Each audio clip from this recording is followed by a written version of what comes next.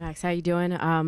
Now that the Yankees are back home, sleeping in their own bed, how important and how tight does this defense have to be? Because I'm sure they're going to make some adjustments now that they're home. Um, we just got to keep playing our game. Doesn't matter where we're at, doesn't matter the stadium, the location. We got to go out there and play Dodger baseball. We got to prepare, do little things correct, and you just play a clean game. And at the end of the day, if we do that, we trust in the roster that we have. Shohei is back in the lineup. I guess he never left the lineup officially. How does that help this offense just to continue their dominance at the plate? Well, if you keep the best player in the game in the lineup, that's usually, it's usually good for your team. Just having him in there, obviously, it's a big guy to have in there. It helps a lot. He's had some big moments for us, and we're obviously expecting a couple more big moments out of him. Jack on your left, Max. Just one more on Shohei. Like, how concerning was that scene the other night when he left, and how much do you guys kind of like pay attention or worry about that these last couple of days about his status and just if he was going to be in there today? He texted the whole team as we were on our way to the airport and said he was going to be fine, and that was it. He said he was going to play, and so we all just put it to the side at that moment. We all said, all right, he's got us. We'll be ready for him to be in the lineup. The text just like literally said, I can play, basically. I mean, there was more to it than that, but yeah, Good. Come on. We'll go to the third row on your right, Kirsten. Max, you've been very adamant just this entire postseason that the mindset is every day it's 0-0. It doesn't matter that you guys are 2 games up in this World Series at the moment. How important just is that approach, and how have you found, whether it's been in years past and your guys' success in the World Series, or just kind of with taking things in that sense? Yeah, and that's something that's been preached to me for, a very long time, and I try to bring that to everyone else, and that's something that this organization has always done a good job with. And it's that, whether you win or lose the previous game, it has no effect on the next day. When you show up, it's a 0-0 ball game. You control the things that you can control, and in this game, that's not a whole lot, but there are certain things you can control, and the biggest ones are how you prepare for the game, how you game plan for the game, how you show up. Do you do your routine? Do you do the things you need to do to make sure you're ready for the game? And so those are the biggest things we try to preach. And then, stuff's going to happen in the game. And that's why I say you control what you can control, because you can't control the game. There's no telling what's going to happen. Round bat, round ball, you've heard us say that. Ball might hit a rock in the infield, might catch a seam in the air and do something weird in the outfield. There's no telling what could happen during the game. So you control the things you can control, and for us, that's just how we prepare. We'll stay in that same spot on your right, Max. Max, in regards to just different guys stepping up and meeting the moment throughout this postseason, Dave said back at Camelback, he looked at you guys and said, no matter what position you are, no matter what your spot is on the roster, that's what it's going to take to win a World Series, to deliver in the biggest of moments when the pressure is highest. I just was wondering if you remember that kind of speech from him and how you think it's manifesting itself now. Yeah, absolutely. I believe his exact words are, you need to want to be the guy. And that's why we're all here. We all want to be in the situation. We all want to be the guy in that moment. And to win a championship, it's going to take more than just one guy. It takes everybody on the team. From the guys that aren't even active to the guys that are active.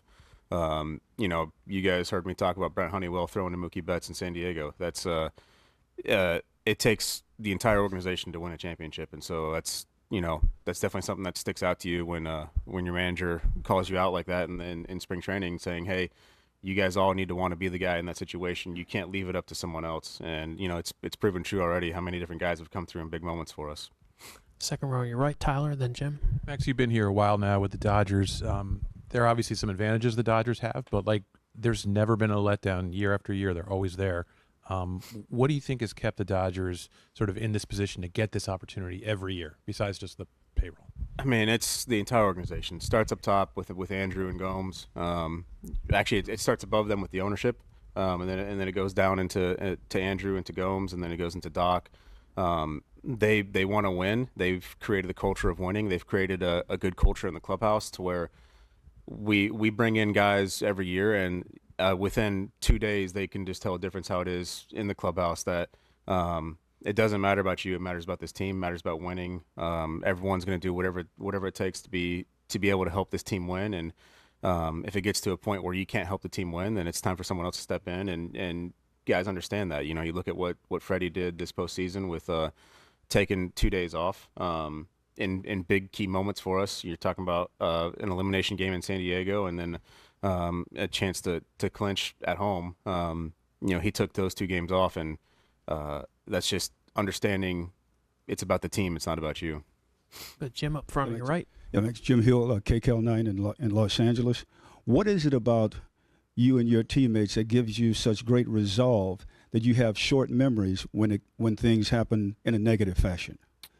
It starts in spring training, and that goes back to what I was saying, how when you preach the right things every single day, you create that culture. And that's not something that you can just decide to turn on in July or August or, you have to spend the entire year trying to do that. You have a tough loss the night before, it doesn't matter. You show up the next day, you have a chance to do something special. Every single day, you have a chance to do something special in this game, regardless of what happened the night before, or the day before, the day before that. There's always a chance to do something special to help your team win in this game. Up front on your left, Max. Hey, Max. Obviously, the stakes are very different than when you guys were here in June, but I was just curious, does making the overall trip here from the time you land to you get on the field and everything, doing it earlier, does the team find any comfort with the familiarity of the situation? Wrong guy to ask. I wasn't here for that trip. Ah, okay. But, I was just in New York about a week and a half ago, so that kind of helps out. Go to Ron up front on your right, Max. You mentioned Shohei sent the text. Did he send the text himself in English or through Will? No, it's himself. Will's not in our group chat. Okay. That group chat's for us. That's for the players. What happens in there is for the players. So that was all show. Oh, how was his English in texting? It was great. Go to Gabe in the third row, and then Tim.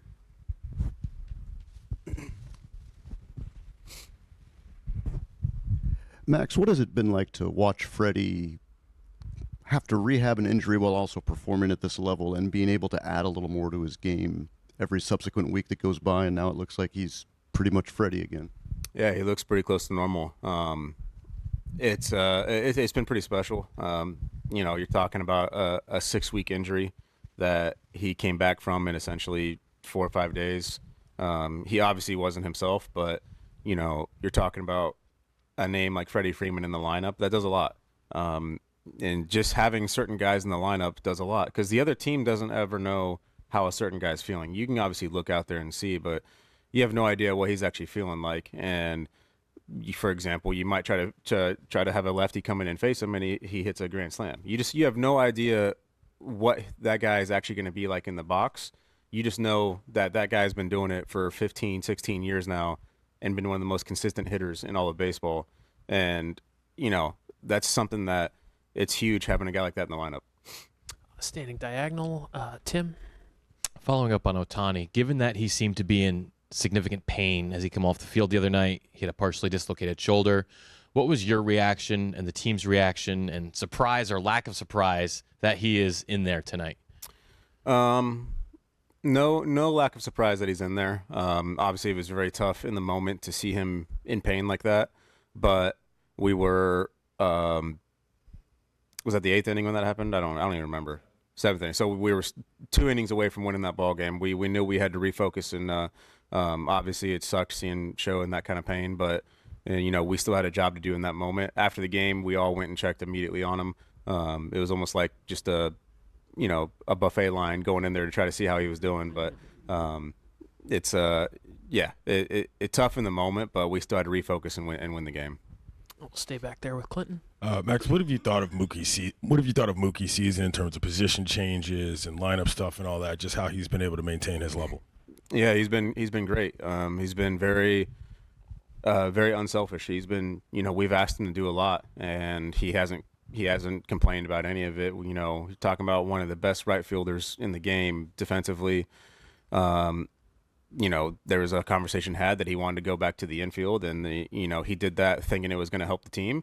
And then he had to change to shortstop to help the team, and he didn't complain about it once. He went out there, and I think he actually, really enjoyed having to put in all the hard work to improve at it. And when one of your superstars is willing to do that, it sends a big message to your team that everybody's all in together, and it doesn't matter who you are. You better be willing to do something to help this team. Doesn't matter where you need to bat, what position you need to play, what you're called on to do, pinch hit. It doesn't matter as long as you're helping this team win. And when your superstar does that, it sends a big message. 4 rows back on your left, Fabian. Yeah, Max, how does a group become collectively good at controlling the strike zone, and how important is that against a guy like Clark Schmidt tonight? Yeah, I think it's just being stubborn to your approach. That's something I've always said for myself in my strike zone discipline, is just trying to be stubborn to your approach. And, I think we've had a good year of, really enforcing that message to a group of guys. And, when your group starts to see it work, it's easier for guys to buy into it. And when you've seen it work the entire year, then obviously the whole group knows that it's something that works well. And then you get into the postseason, and it's something that we've struggled with a little bit the last couple of years. And so, obviously it's questioned whether or not we can keep doing that. But to have the success we've had, I think now no one questions it for us. And so it's just being stubborn to your approach and understanding really what you're wanting to do in the batter's box. And that's obviously huge for anybody. Doesn't matter who you're facing. Obviously good stuff tonight, but you just got to be stubborn to your approach. Other questions for Max? We'll go to Rosh up here. Max, you've had so many guys go down, but when Tyler went down, it was something happened with these guys. Can you describe the mood of the team and what happened at that time? Yeah, that was obviously that was late in the season, and it just felt like the entire year we kept getting dealt blow after blow, and then guys would come back, and then another blow, and then guys would come back, and it finally felt like we were turning the page and starting to see, more guys come back than go down, and then, your big pitcher gets told he can't pitch the rest of the year, and that was kind of like, man, not again. It was just a big kick in the gut, and we had to have a big team meeting about it, and just remind everybody we still have numerous all-stars and Hall of Famers in this room. We can still go out there and do this, and obviously this sucks. We want Tyler to be out there, but we can still do this. We still believe in ourselves, and we had to have that meeting and go around the room and for everyone to look at themselves and say, yeah, we still have a very good roster, and we've dealt with a lot, and this is no different. A couple last ones for Max. Jay, we'll get you the mic.